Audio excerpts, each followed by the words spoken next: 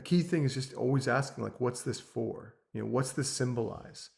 Is this for fear? Or is this for love? Or is this, is this a call for love or is this love? What's this for? Is this for reifying a body?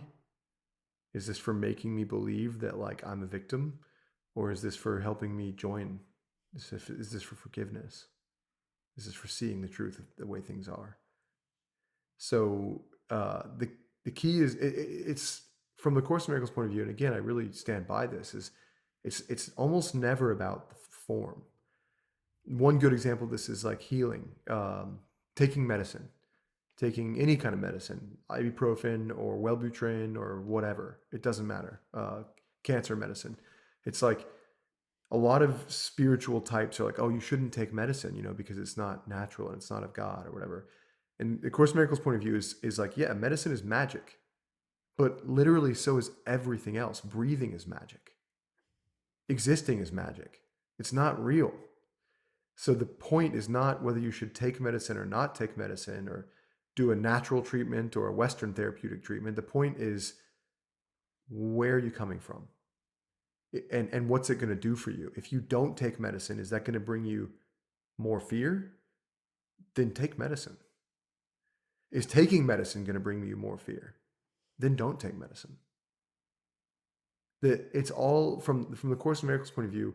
Healing is a choice that you make that isn't about the form. It's not about whether you have the cancer or not, or whether you get if the headache goes away or not. It's about the choice to see reality as for what it is, to see oneness, to see wholeness, to include that as part of who you are.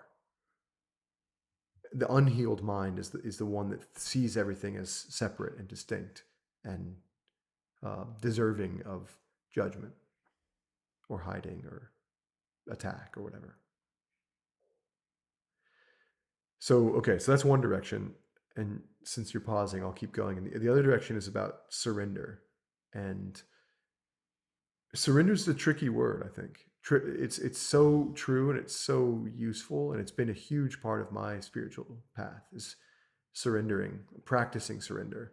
I even led a practice that we named with surrender for a long time, but it's tricky because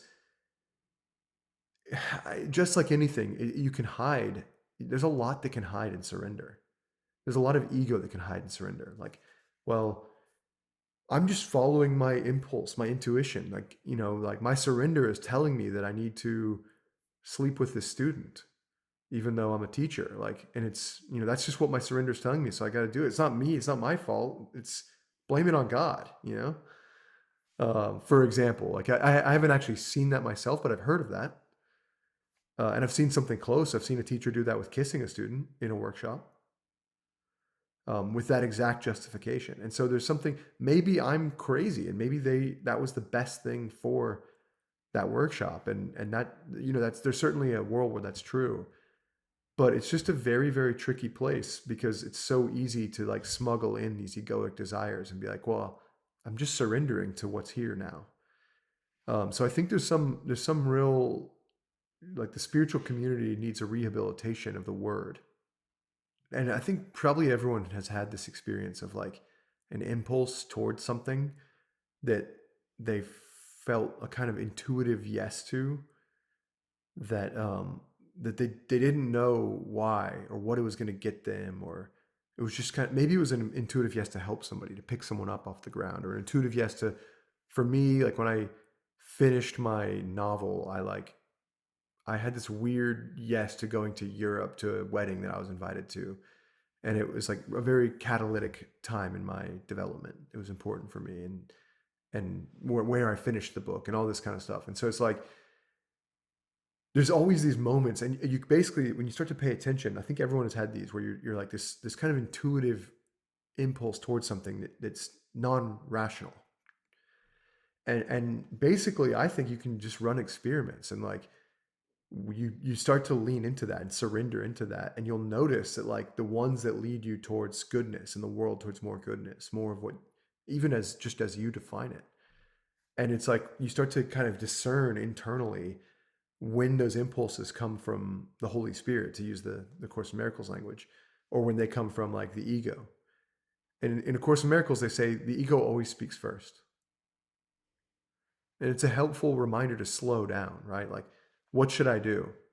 Whatever comes right away, wait, because the ego always speaks first.